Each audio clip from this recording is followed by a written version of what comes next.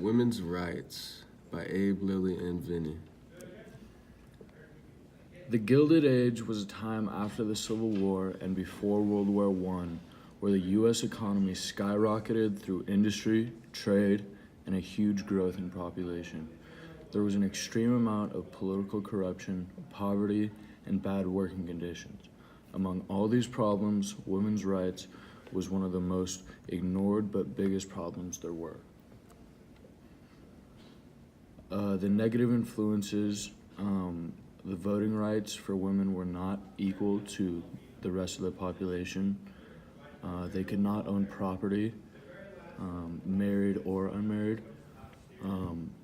They're under legal authority of their husbands. Basically, they do exactly what they're told.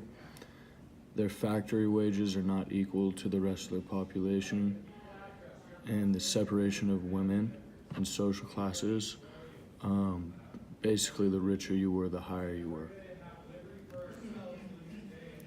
Some of the main people, Susan B. Anthony and Elizabeth Cady Stanton, formed the organization to fight women's suffrage. Jane Addams was a leading figure in settlement houses like Hull House, which helped kids that were on the streets and impoverished to be healthy. Next, we have Florence Kelly, who helped found the National Consumer League, which promotes fair, safe, and healthy working conditions for all people.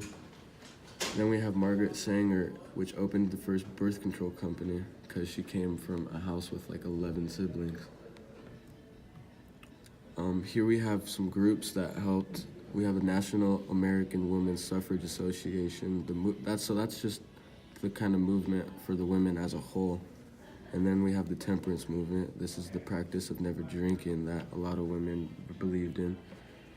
And then we have the National Consumers League, which pushed for good working conditions. In conclusion, voting rights changed for women in 1920.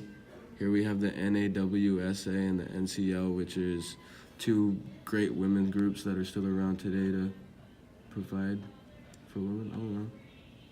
Chilling.